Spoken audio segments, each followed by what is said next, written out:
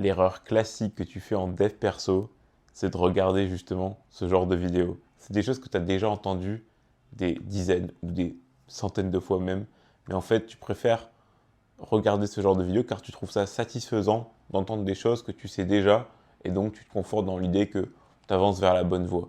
Moi-même, j'ai déjà regardé, enfin, j'ai passé des heures et j'adore YouTube, je passe beaucoup de temps sur YouTube et j'ai passé des heures et des heures à regarder des vidéos, par exemple, sur la thématique de la nutrition, de la musculation, à chercher c'est quoi la meilleure séance, le dernier exo à la mode. Mais au final, les fondamentaux, je les connais.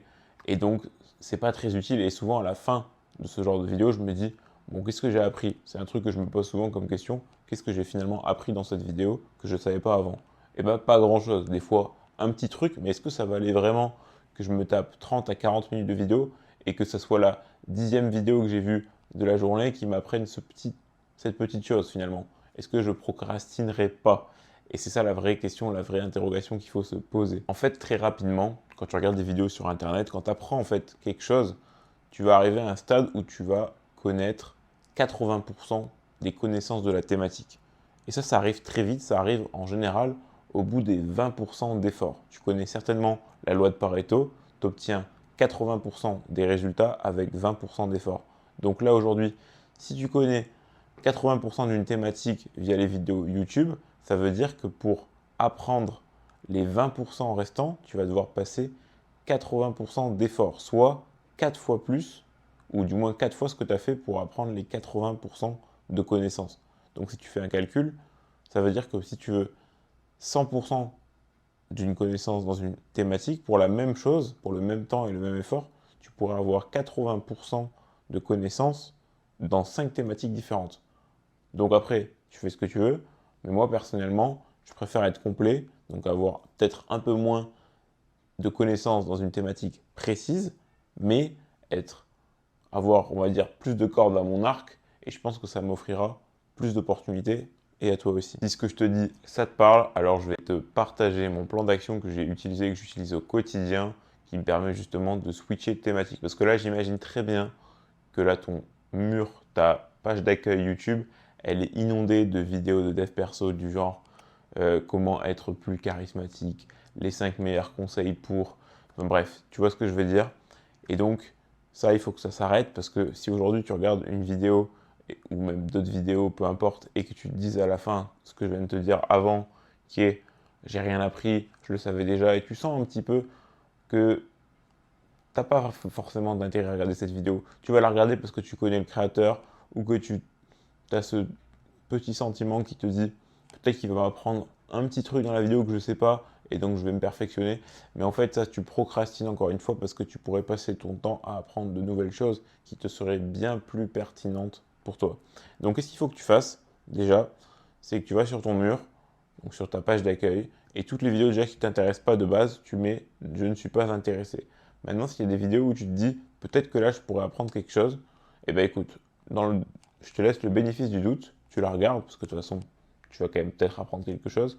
Mais si à la fin, vraiment à la fin, tu te dis pertinemment que ce créateur, ce genre de vidéo, ça ne t'intéresse plus, c'est souvent à la fin de la vidéo que tu le remarques, et bien là tout de suite, pareil, tu dis je ne suis pas intéressé, même si tu l'as déjà regardé. Comme ça, YouTube, il comprend. Parce qu'en fait, YouTube, il est très très très fort, c'est super puissant pour apprendre quelque chose. Parce qu'une fois que tu as commencé à regarder quelque chose, il va te proposer plein de contenus similaires parce qu'il sait que ça t'intéresse, il a vu que ça t'intéressait. Et lui, son but, c'est que tu restes le plus longtemps sur la plateforme. Donc, s'il te propose des choses que tu aimes, en théorie, tu vas rester sur la plateforme. Donc, en regardant par exemple des vidéos de dev perso, il va t'en proposer 1 milliard parce qu'il a compris que tu allais toutes les regarder. C'est ce que tu fais et donc tu passes beaucoup de temps sur la plateforme. Donc en lui indiquant que tu n'es plus intéressé, il est très fort aussi là-dessus, il va plus t'en proposer à moins que tu en re-regardes ou que tu en re-recherches par la suite. Mais si tu le fais pas, il va te proposer d'autres choses parce que de toute façon il faut bien remplir la page d'accueil avec du contenu. Et là il va te proposer d'autres thématiques. Alors soit de toi-même tu es intéressé par une autre thématique qui peut être par exemple, moi en ce moment j'apprends le SEO et avant j'apprenais l'intelligence artificielle. Et bien donc tu peux chercher SEO et donc là il va te proposer plein de vidéos de SEO, mais c'est toi qui cherches. Ou alors tu peux laisser libre YouTube à te proposer des nouvelles choses et toi, tu peux cliquer sur ce qui te fait plaisir. Et à ce moment-là, il va te proposer de plus en plus de choses. Et encore une fois, tu vas voir que ça va être une boucle. Au bout d'un moment, dans une nouvelle thématique, au début, tu vas apprendre plein de choses, ça va être super cool. Puis petit à petit, tu vas rencontrer des patterns qui vont se ressembler entre différents créateurs, qui vont parler de la même chose, etc. Parce qu'en fait, tu auras déjà les connaissances de base. Et à ce moment-là, pareil, tu commences à dire, je ne suis plus intéressé, je connais la grande majorité de la thématique, et tu commences à passer à une autre thématique.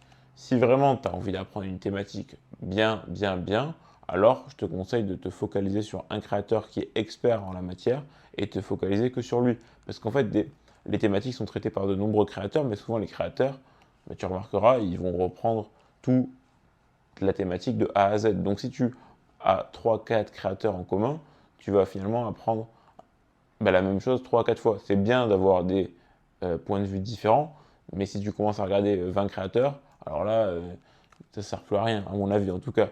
Tu pourrais trouver une pépite, mais ça serait compliqué, on va dire, de trouver vraiment de l'intérêt pour tout le temps que tu as investi.